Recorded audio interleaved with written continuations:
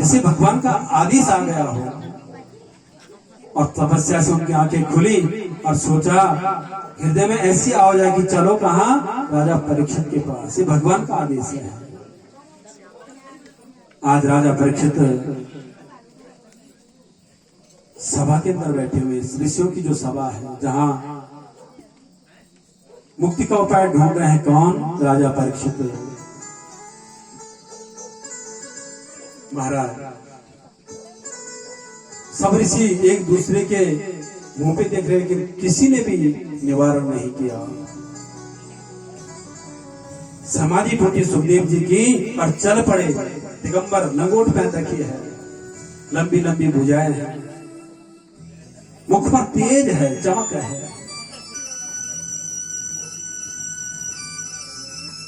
चलते चले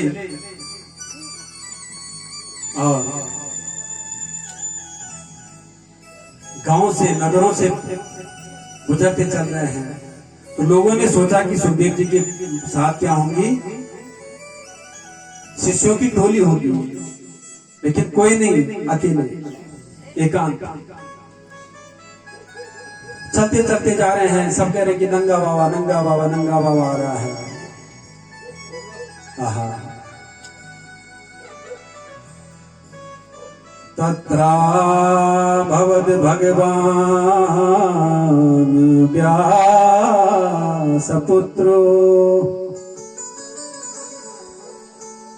यदृच्छया गामटिमा नो नपेक्षा अलच्यलिंगो निजिलाभ तुष्टो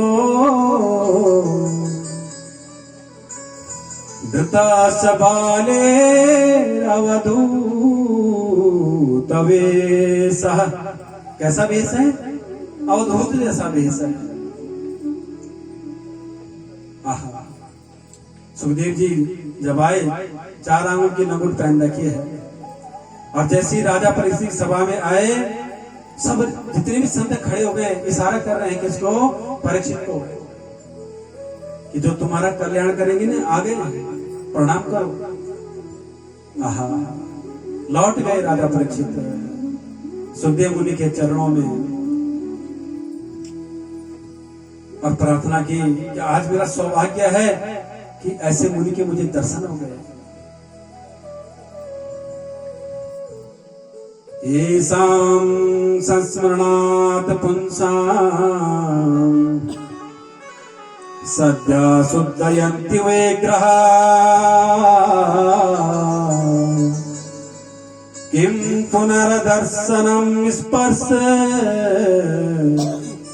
पादशौचासनादिभिः। आप जैसे महापुरुष के नाम स्मरण से ही अमंगल दूर हो जाता है, कष्ट दूर हो जाते हैं। आपके दर्शन का अवसर मिल गया, मैं तो बड़ा भाग्यवान हूं। मेरा सौभाग्य है। श्रृंग ऋषि को प्रणाम करने की आपने मुझे वरदान दिया है ना, उसके फलस्वरूप आज मैंने सुखदेव जी के दर्शन कर दिए हैं।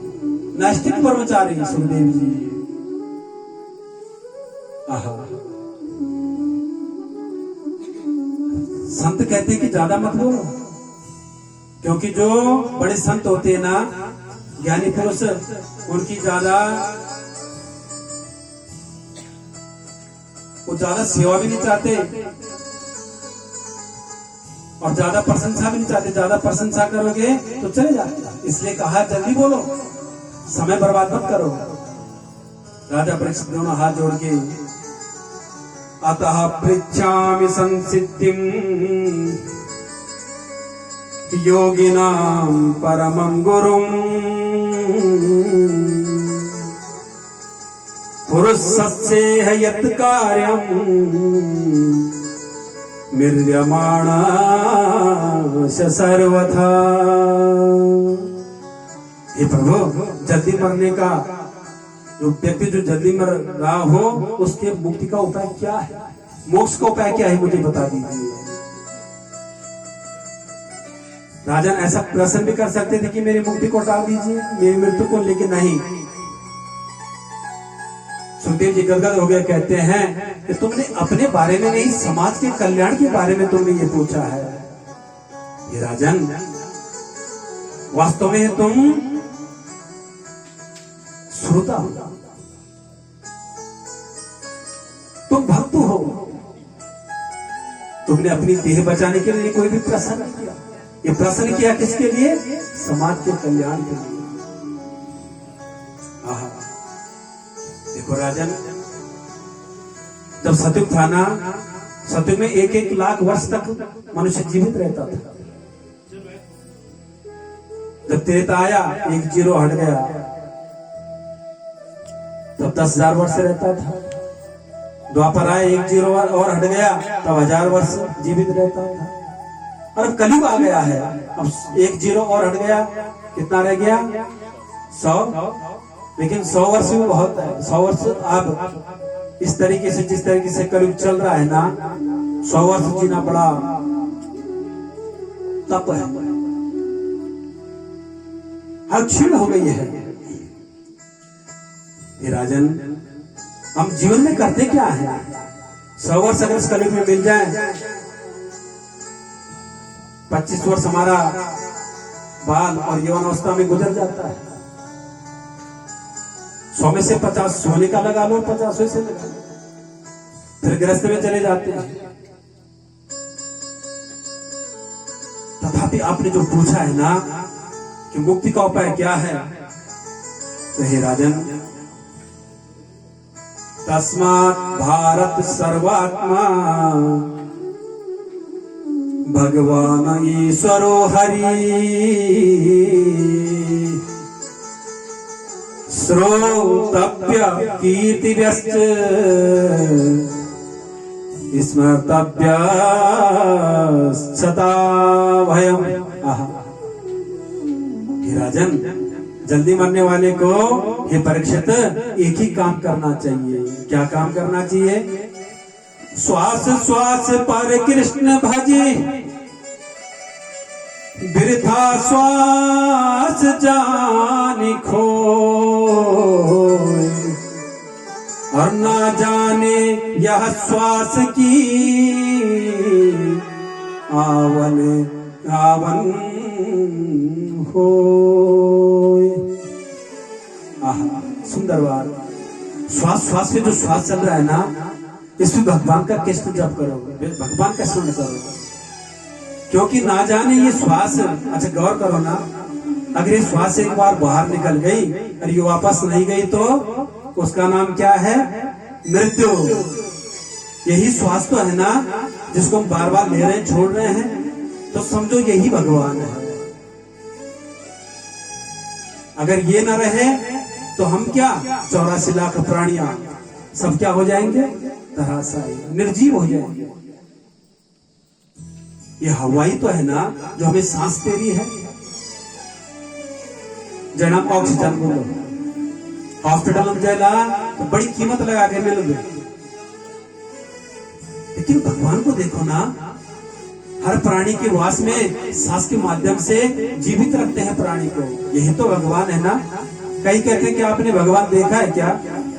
तो भगवान देखने की जरूरत है, भगवान यही है। कई कुतर्क कहते हैं कि महाराज जब जिसको देखा नहीं है उसकी पूजा क्या करनी। तो देखा तो हमने अपने दादाजी को भी नहीं है, बूढ़ दादाजी को, तो क्या हम ये सोचे कि दादाजी भी नहीं थे? कहीं करते हैं ना कुतर्क, जब तुमने जिसको देखा ही नहीं है उसकी पूजा क्यों कर रहे हो?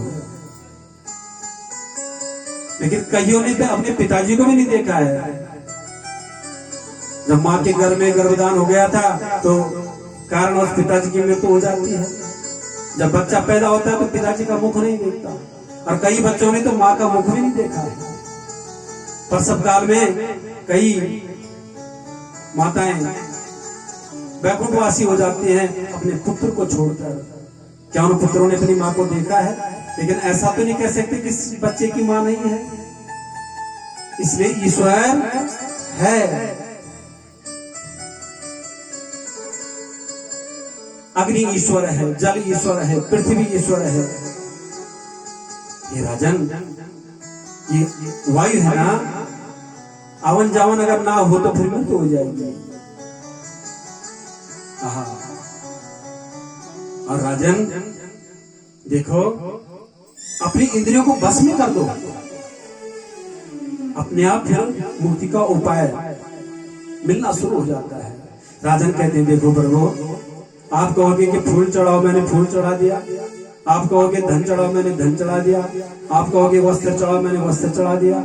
लेकिन आप कहोगे मन चढ़ाओ, तो मैं मन कैसे चढ़ाऊंगा? भगवान कि लाडले जो परम लाडले हैं, सुखदेव मुनि कहते हैं कि आपको 4 चीज जीतनी होगी पहले। जित्ता सनो जित श्वासो, जित संगो जितेन्द्रिया, स्थूले भगवतो रूपे मनः संदार ये दिया। मन को जीतो, सबसे पहले मन को जीतना है। आसन को जितना सुना, मन, आसन, इंद्रिया, इनको जीतो पहले। अगर ये जीत गए आप, निश्चित आपको मोक्ष पद हो जाएगा। सबसे पहले जितासन। एक आसन में कितनी देर बैठ सकते हो? हम यहाँ 3 घंटे नहीं बैठ पा रहे हैं। 3 घंटे बहुत बड़ी बात है, आधा घंटा भी बहुत मुश्किल हो जाता है। बैठ जाते हैं सुखासन पे, नहीं बैठ पाते। इस सुखासन पे बैठना भी साधना है। और ये क्या कहा कि जितना सुनो पहले आसन को जीतो। अगर आसन को जीत गए तो निश्चित है फिर आप अपनी इंद्रियों को बस में कर सकते हो। जितना श्वास हो, फिर श्वास को जीतो, यानी कि अनुलोम विलोम श्वास को जीतो। और फिर जितेंद्रिया, इंद्रियों को जीतो। स्थूले भगवतो रूपे और मनः सांदार ये दिया। फिर ये मन है ना, फिर मन को जीतो, अपने आप मन स्थिर हो जाता है। इसलिए राजन, प्रातःकाल जल्दी उठना चाहिए। जल्दी उठकर भगवान का मनन करो। जहां पे बैठे हो, जहां से उठे हो, बिस्तर पे ही खड़े बैठ के ही दोनों हथेलियां ऐसे करके, कराग्रे वसते लक्ष्मी, कर मध्य सरस्वती, कर मूले स्थितो ब्रह्मा, प्रभाते कर दर्शनम। दर्शन कर लीजिए भगवान के। कैसे? कराग्रे वसते लक्ष्मी, ऐसे। और उसके बाद अपने सर पे नीचे पूरे अंगों पे लगा। फिर पृथ्वी को प्रणाम करो। ये पृथ्वी, आज का जीवन मुझे मिल गया है, आपके परी में चलूंगा। फिर अनुलोम विलोम अपना स्नान ध्यान करने के बाद नित्य पत्य ऐसे करते रहोगे। आहा। फिर कहा है संग भी अच्छा होना चाहिए। एक मदालसा नारी थी, महाभारत में कहानी आती है। उसके जितने पुत्र हुए, वो जो पुत्र हो वो बचपन से ही उसको संस्कार देती थी, वेद का संस्कार, शास्त्रों का संस्कार। फलस्वरूप क्या होता था, वो बच्चे जब बड़े हो जाते थे तो वो सन्यास को चले जाते थे।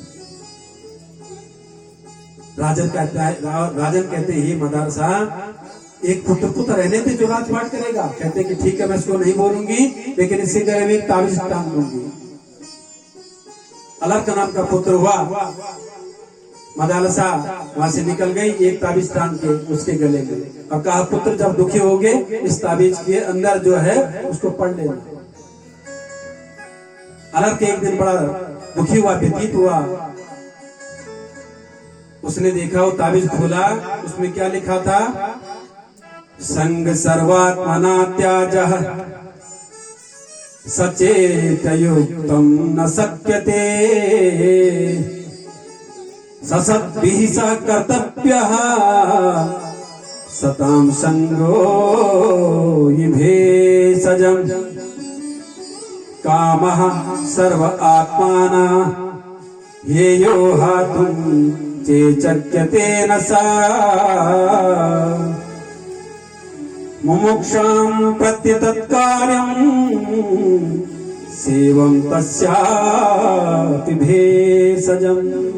आहा, बेटा संग हमेशा त्यागने के लिए, संग कर रहे हो ना तो उसको त्यागने की क्षमता रखो, ताकि दुख ना हो। अगर रसगुल्ला खा लेना तो वैसे त्यागना की भी क्षमता होनी चाहिए। जिस आदमी ने मीठा रसगुल्ला खाया हो और उसको बोलो कि तुम रसगुल्ला छोड़ दो, छोड़ देगा। उसके छोड़ने के लिए क्या करना होगा? त्याग करना पड़ेगा, क्योंकि वो स्वाद जानता है। हाँ, जो स्वाद नहीं जानता है उसकी बात अलग है, लेकिन जिसने खाया हो उसको छोड़ दे, वो सबसे बड़ा त्याग है। इसीलिए तो 4 आश्रम में ग्रस्त, ब्रह्मचर्या ग्रस्त, वानप्रस्थ और संन्यास। जिसने ग्रस्त को चख लिया हो और उसके बाद उसको छोड़ना हो, अब लगाओ अपने बच्चों को, अपनी पत्नी को, अपने पौत्रों को, अगर यहां तक कोई जीवित रहता है तो, और उसको कहा जाए कि तुम अपने बच्चों को, परिवार को छोड़ के और वानप्रस्थ संन्यास को चले जाओ, उसके लिए बहुत त्याग चाहिए। इसलिए त्यागने की क्षमता रखो पुत्र। और जब पढ़ाना अलग करे उसका जीवन संवर गया महाराज। अब भगवान सुखदेव जी कहते हैं किसको? राजा परीक्षित को एकांत में बैठकर और भगवान के आदर्श जितनी भी चर्चाएं हैं उनको सुनो, उनका मनन करो, इसलिए ताकि मन आदर्श बन सकता है। स्थिर रूप से भगवान का चिंतन करें और भगवान का स्वरूप, भगवान का विराट स्वरूप, भगवान के चरणों में आपको स्थान की प्राप्ति हो जाएगी। राजन कहते हैं ये विराट स्वरूप क्या है प्रभु? कहते हैं पातालमेतस्य हि पादमूलम पठन्ते प्राशीष परपदे रसातल। ये 14 भुवन है ना, 7 नीचे 7 ऊपर। गौर करो ना राजन, यही विराट स्वरूप है। भगवान के पांव रसातल नीचे हैं, और जितनी ये पहाड़ नदियां दिख रही ये सब भगवान ही तो है। आकाश मंडल में जहां मुखमंडल दिखाई नहीं दे रहा है, ये विराट स्वरूप ही भगवान का स्वरूप ही तो है। नदियां जो बह रही हैं ये संचित की, समझो जैसे रक्त बह रहा हो भगवान के शरीर में। समुद्र, नदियां, पहाड़, पर्वत, सुमेरु, लता, वृक्ष, जितने प्राणी सब किसके अंदर है? भगवान के अंदर तो है। यही तो विराट स्वरूप है। और विराट स्वरूप 84 लाख योनियां है ना। इन 84 लाख योनि में जितना भी जिस प्राणी में जो जीव चल रहा है, उठ रहा है, बोल रहा है, सहस्त्र हाथ है, सहस्त्र पाद है, पांव, यही तो भगवान है ना। आज राजर्षि जो परीक्षित है ना, धन्य हो गए, प्रणाम करते हैं प्रभु, आज तुमने धन्य कर दिया है। कहते हैं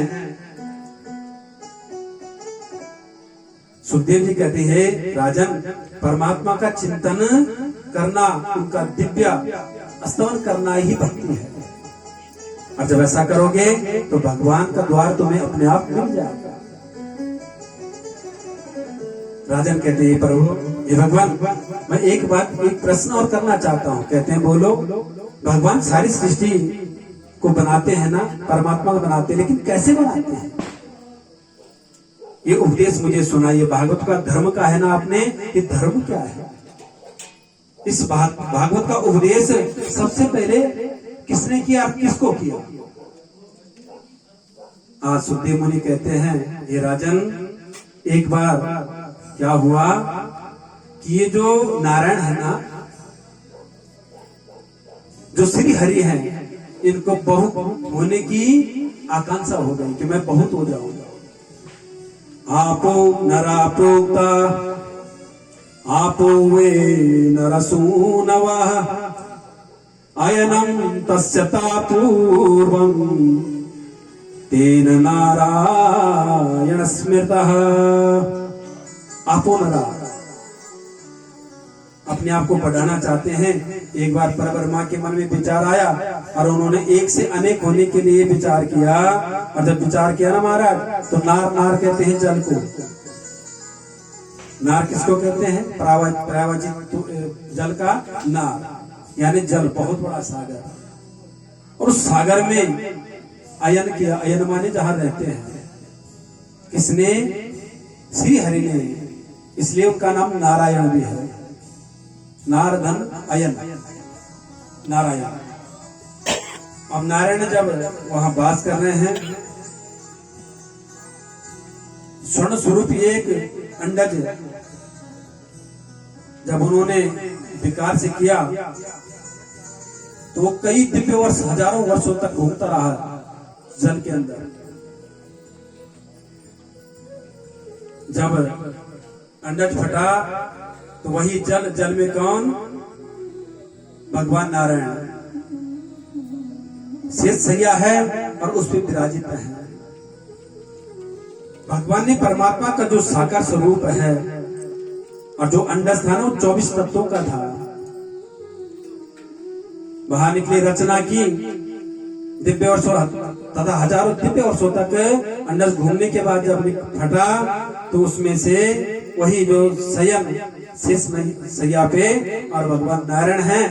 नारायण जी ने सोचा कि अब मैं बहू हो जाऊंगा। उनकी कमल नाभ से, नाभि है ना, नाभि से एक तंतु निकला और कमल नाभ, वो फूल खिला हुआ कमल का, और उसके ऊपर छोटे से स्वरूप में एक क्या निकले, जिनको क्या कहते हैं? ब्रह्मा। चतुर्मुखी। अरे चतुर्मुखी कैसे हैं? इनको इधर उधर देखने की जरूरत नहीं होती, एक जगह पे हैं, चारों दिशाओं में देख लेते हैं। परंतु ऐसा नहीं दिखाई दिया ब्रह्मा को कि मैं कहां से प्रकट हुआ हूं। चारों तरफ देख रहे हैं, लेकिन मेरी उत्पत्ति कहां से हुई ये पता नहीं चला। आज ब्रह्मा ने क्या किया?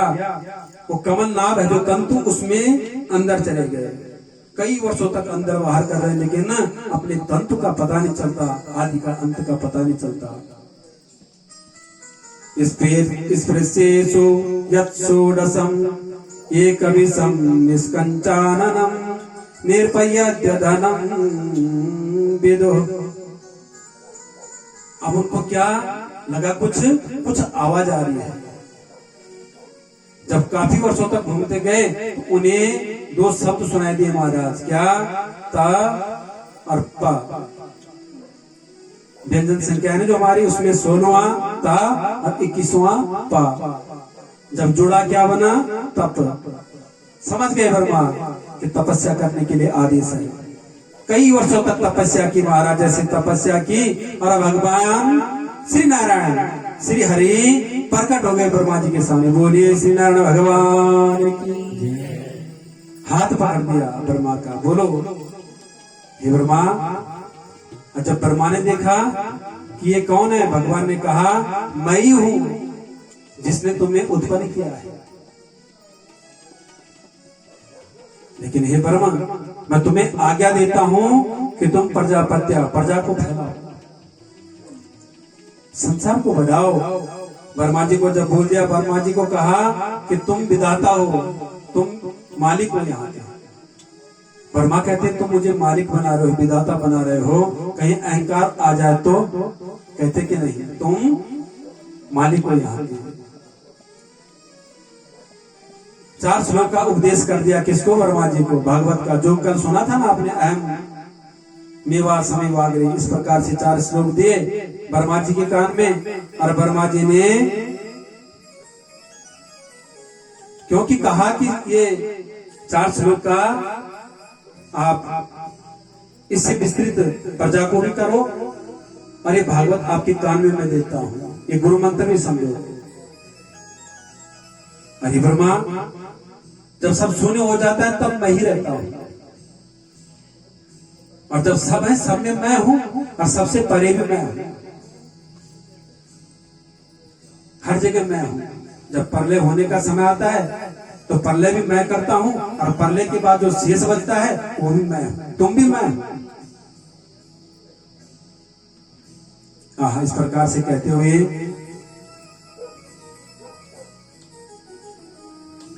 तो कहते हैं कि मुझे गर्व ना होना चाहिए, अहंकार ना आए। कहते बिल्कुल भी नहीं होगा, क्योंकि तुम प्रजा को फैलाओ।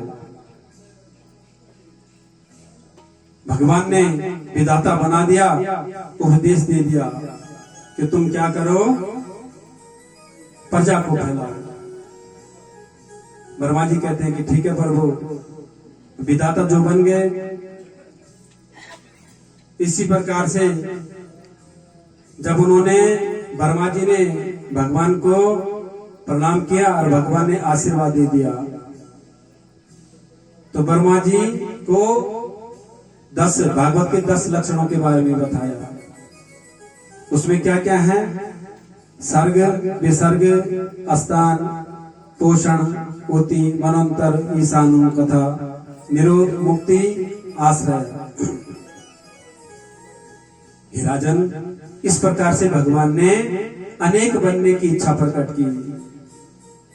अब देखो ना राजन, अब मैं तुम्हें एक प्रश्न करता हूं कि तुम बताओ कि भगवान सबसे पहले किसको मिलते हैं?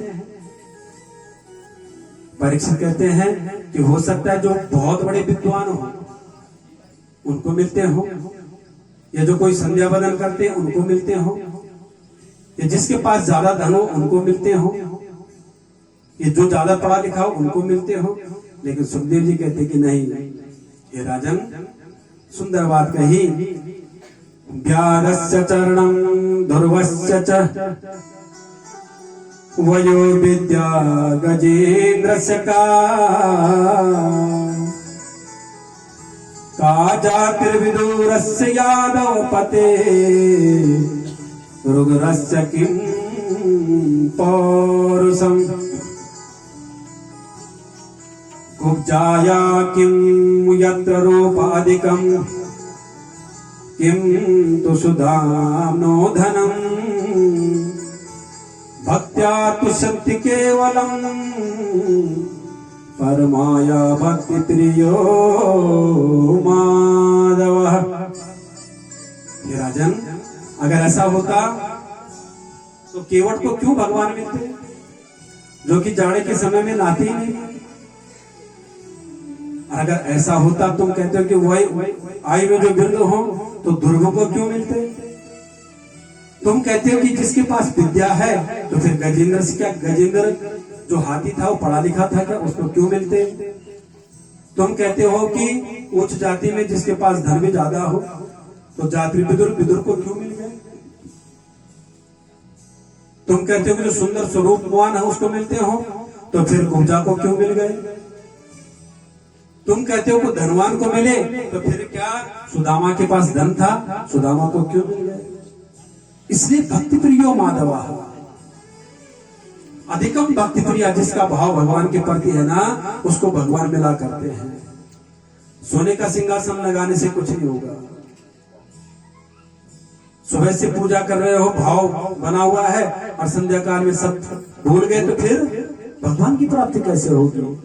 प्रिय भक्तों को भगवान मिलते हैं महाराज। इस तरीके से कहते हैं हे परीक्षित, बिरादरी को नहीं देखते भगवान। अगर बिरादरी को देखते तो जाते विदुर से यादव पते। विदुर के घर तो भगवान ने केले के छिलके खा लिए थे। आज सुखदेव जी जब बता रहे हैं ना तो कहते हैं कौन, सुखदेव राजा परीक्षित कि हे मुनिवर, मुझे ये बताइए कि भगवान ने केले के छिलके क्यों खाए विदुर जी के यहाँ? कहते कि देखो हे राजन, एक बार की बात है, यदा तू राजा धृतराष्ट्र जो राजा है, राजा पांडवों के साथ जो क्या कर रहे थे, क्रूरता कर रहे थे। उनका जो हिस्सा है उनको नहीं दे रहे थे।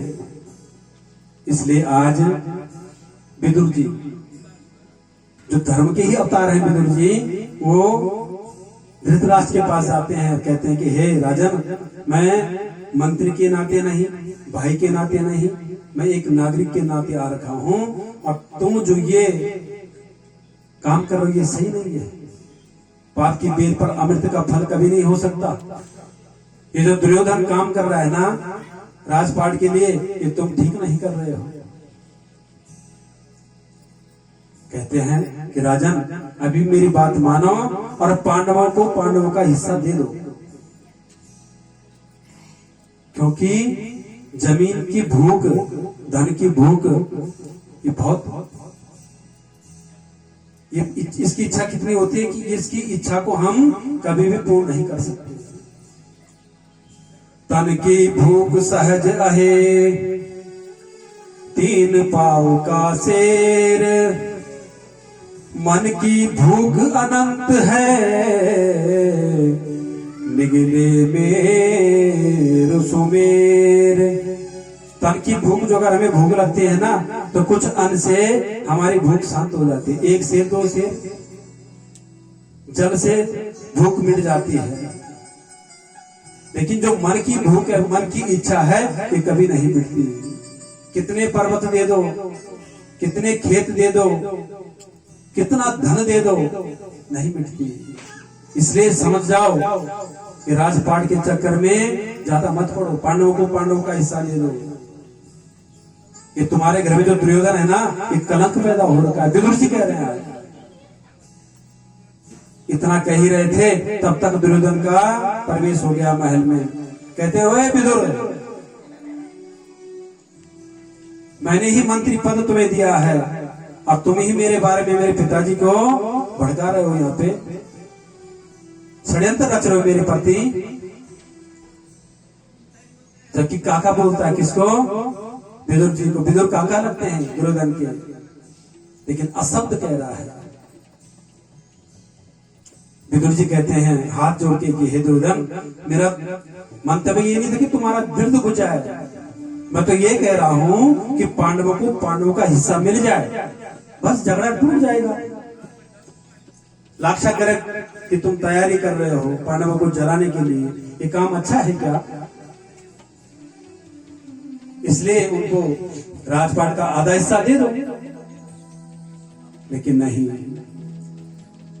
शब्द बराबर धन नहीं, जो कोई जाने बोल, हीरा तो दामों मिले, सब ही मोल न तोल। शब्द ऐसा बोलना चाहिए कि जो किसी को चुभे नहीं। शब्द बराबर धन नहीं, जो कोई जाने मोल, इसका मोल जानना चाहिए। हीरा जवाहरात जो है वो तो मोल, उसका मोल हो जाता है, लेकिन शब्द का कोई न मोल न कोई तोल। गलत बोलोगे तो गलत मिलेगा।